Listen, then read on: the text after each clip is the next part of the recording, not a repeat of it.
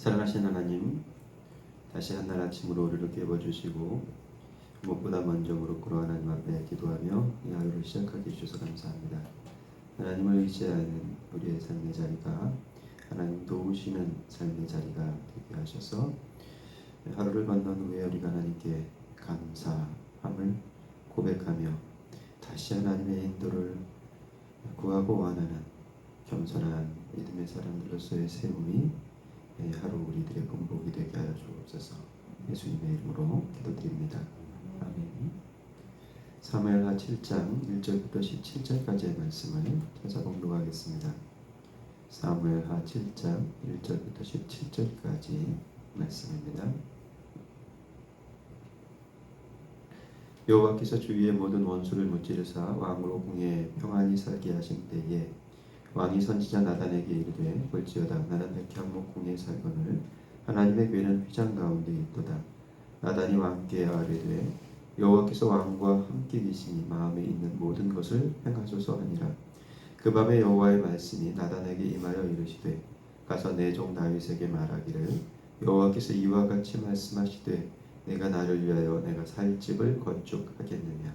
내가 이스라엘 자손을 애굽에서 인도하여 내던 날부터 오늘까지 집에 살지 아니하고 장막과 성막 안에서 다녔다니 이스라엘 자손과 더불어 다니는 모든 곳에서 내가 내 백성 이스라엘 먹이라고 명령한 이스라엘 어느 지파들 가운데 하나에게 내가 말하기를 너희가 어찌하여 나를 위하여 백향목집을 건축하지 아니하였느냐고 말하였느냐.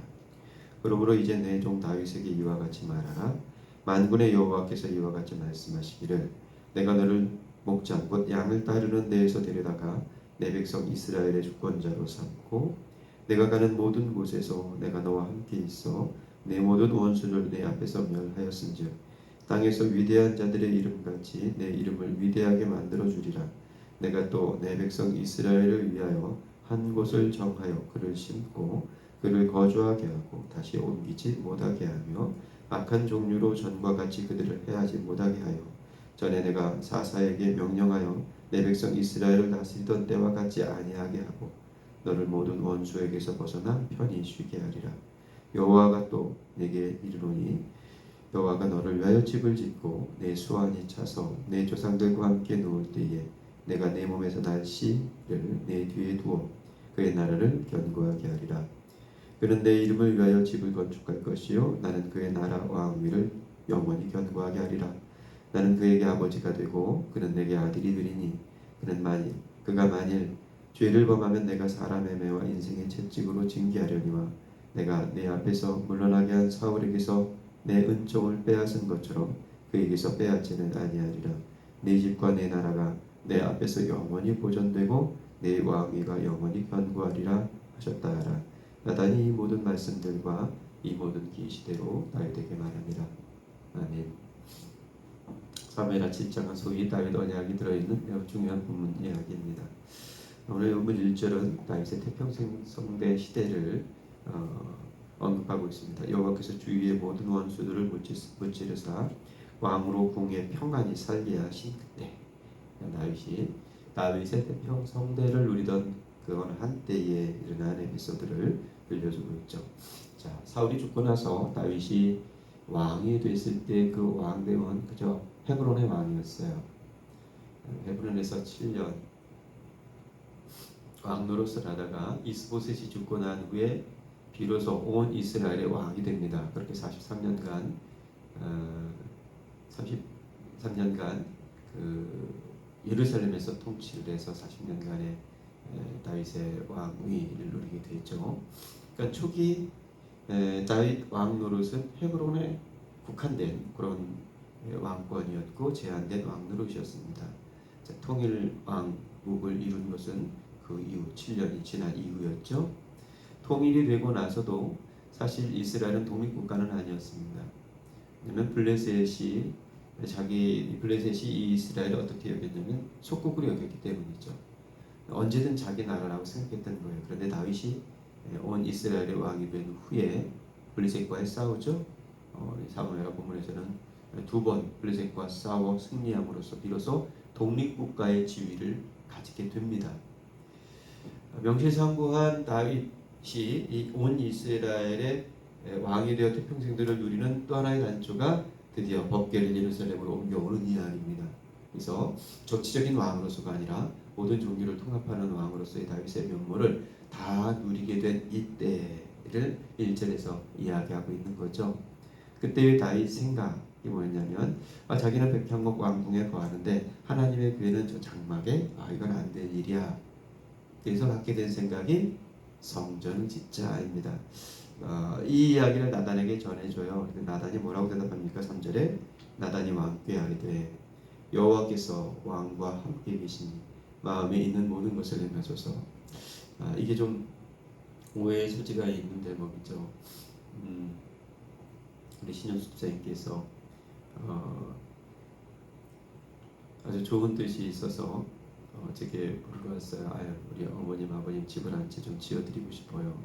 저에게 상담하러 왔는데 제가 신현수님과 하나님께서 함께 하시니까 뭐든지 원하는 대로 그냥 하십시오. 이게 뭐 기자의 덕담처럼 느껴질 수 있는데 그런데 한번 좀 생각해 봐야 돼요. 우리가 하나님과 함께하면 우리가 원하는 대로 다 해도 되는 건가요? 그렇지 않죠. 우리가 하나님과 함께하면 내가 원하는 대로 해도 되는 게 아니라 하나님과 함께하면 하나님께서 원하시는 것이 무엇인지 분명히 아는 거예요. 그럴 수밖에 없죠. 그래서 그 하나님이 원하시는 것을 하게 되어 있는 거예요. 그래서 나단의 이 조언이 바로 그날 밤에 수정되지 않습니까? 하나님께서 나단에게 신탁을 내려주세요. 신탁을 내려주셔서 하시는 말씀을 요약하자면 이거예요. 다윗이 내가 살 집을 짓겠다고 이게 하나님의 질문이죠. 좀 그 이후 나오는 4절부터 나오는 이야기는 두 가지 질문으로 요약돼요. 다윗이 내가 살 집을 짓겠다고 이야기고 또 하나는 내가 나를 위하겠다고 이런 이 하나님의 다윗을 향한 질문이죠. 내가 살 집을 짓겠다. 다윗이 여호와의 살 집을 짓겠다라고 하는 생각은 하나님 보시기엔 좀 어이가 없는 거죠. 히브리 낱말 야사브라는 낱말은 앉다 그런 뜻이에요. 하나님이 어느 한 장소에 앉아 계신 하나님으로 다윗은 여호와 하나님을 국한시켜 두려는 거죠. 근데 하나님 뭐라고 말씀하세요? 내가 언제 한번 너희들과 너희들 자리에 앉아 있었던 적이 있어. 나는 너희들과 함께 돌아다니지 않았느냐. 그게 6절에 있는 말씀이죠. 내가 이스라엘 자손을 애굽에서 인도해내던 날부터 오늘까지 집에 앉아있지 그런 적이 없어요. 앉아있지 않고 장막과 성막 안에서 어떻게 했어요? 같이 다녔어요. 7절에 보면 이스라엘 자손과 더불어 다니는 모든 곳에 내가 내 백성 이스라엘을 먹이라고. 앉아 계신 하나님은 이방의 모든 가나안의 모든 신들은 앉아있는 신이었어요. 그래서 그 앉아있는 자리까지 찾아 나와서 경배하고 경배받는 신이었어요. 그러나 여호와 하나님은 앉아서 너희들 나 있는 곳에 찾아와서 경배하거라의 신이 아니라 이스라엘이 광야 길을 다닐 때 함께 찾아가서 그들과 함께 다니시는 하나님이었죠. 앉아있는 신은 우상들이었습니다. 그런데 다니시는 신은 이스라엘 자기 백성들과 함께 하시는 하나님이셨죠. 그 함께의 은총 덕분에 여기 지금 이 광야를 건너 가나안 땅에 이르러 한 왕 이스라엘 왕을 대리자로 하나님의 왕 노릇을 펼쳐가시려고 하시고 있습니다. 자, 앉아 계신 하나님이 아니라 거니시는 하나님의 모습은 에덴 모형에서도 그대로 드러나죠. 에덴에서 하나님께서 아담과 함께 거니셨던 모습들을 다시 상기해야 할 필요가 있죠. 자, 하나님은 그냥 경배 받으시려고 우리가 뭐 수많은 값진 보물을 가지고 쌓아둔 헌금을 내어드리며 하나님 여기 있어요 하고 그렇게 경배 받으시려는 그런 하나님이시기보다 찾아오셔서 그냥 우리와 함께 거니시기 원하시는 하나님이시죠. 하나님이 함께 하셔서 하나님이 우리와 함께 하시니 이제 내 마음대로 하겠다. 이게 우리의 신앙을 내려놨어요. 하나님이 함께 하시면 무조건 내 마음대로 해도 되는 것 같은 외려 주님께서 찾아오셔서 우리와 함께 거닐 때 우리에게 무엇을 원하시며 어디로 인도하시는지가 가늠자가 돼서 그 길을 따라가는 삶의 한 방향이 우리의 믿음의 정체가 되는 것이죠.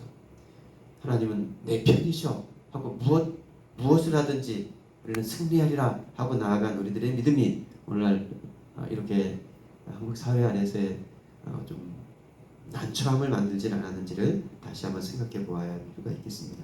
두 번째는 내가 나를 위해서 하는 대목에 대한 질문을 대답해 볼 필요가 있습니다. 하나님은 이 법궤 이야기를 통해서 우리에게 다윗에게 정말 좋은 교훈을 주셨음에도 불구하고 또다시 이러한 실수에 빠지게 되는 거죠. 법궤 이야기의 핵심은 뭡니까? 3만의 군사를 들고 가야 보호되는 하나님, 우리가 보호하는 그 하나님, 우리가 보호하지 않으면 보호받지 못하는 하나님, 그게 어떻게 하나님 여호와 하나님일 수 있습니까?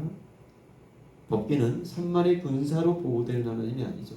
세술에 아주 좋은 승용차를 두고 거기에다만 모셔야만 하나님이 집 짓는 이야기도 그러죠. 한국 교회가 우리 교회도 좀 반성의 여지가 있습니다만 집 짓는 일에 너무 몰두되어서 근사한 집을 지어야 하나님이 그 안에 거하신다고 생각하는 이 그릇된 생각이 건물에 입장하게 만들었죠.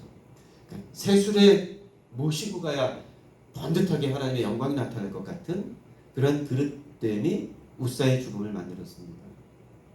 너희가 나를 위한다고, 네가 나를 위하여 집을 짓는다고 하나님의 난색을 표하시죠. 손을 저으십니다. 그리고 뭐라고 말하시냐면 아서라 말하라. 네가 나를 위하는 것이 아니라 내가 너희를 위한다. 내가 너를 위한다.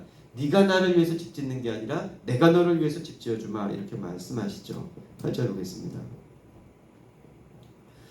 그러므로 이제 내 종 다윗에게 이와 같이 말하라. 만군의 여호와께서 이와 같이 말씀하시기를 네가 나를 위한다고 하니 내가 너를 목장 곧 양을 따르는 데에서 내려다가 내 백성 이스라엘의 주권자로 삼은 것이 아니냐.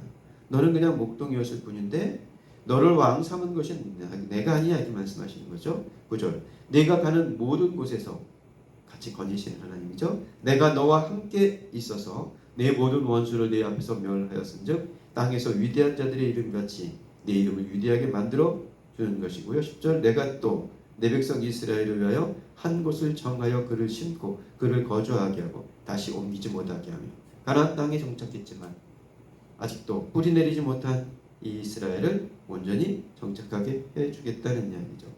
다윗이 하나님을 위하는 게 아니라 하나님께서 다윗을 위하시겠다는 얘기예요. 그 이야기를 11절에 이렇게 말씀하죠. 전에 내가 사사에게 명령하여 내 백성 이스라엘을 다스리던 때와 같지 아니하게 하고 너를 모든 원수에게서 벗어나 편히 쉬게 하리라. 여호와가 또 내게 이르노니 여호와가 너를 위하여 집을 짓는 오늘 하루 우리가 하나님을 위하여 집을 짓는 하루가 아니고요. 하나님께서 우리를 위해서 집을 짓는 하루예요. 그게 은혜죠. 우리가 언제 주로 하나님의 집을 지어요? 이 하루 동안 하나님께서 우리를 위하여 집을 지으시는 그 은총 속에서 낸 길을 우리가 따라갈 뿐이에요. 그리고 나서 12절부터 다윗 언약의 핵심되는 이야기를 들려주고 있습니다. 이거 해달라고 저거 해달라고 우리에게 징징거리시는 하나님이 아니십니다.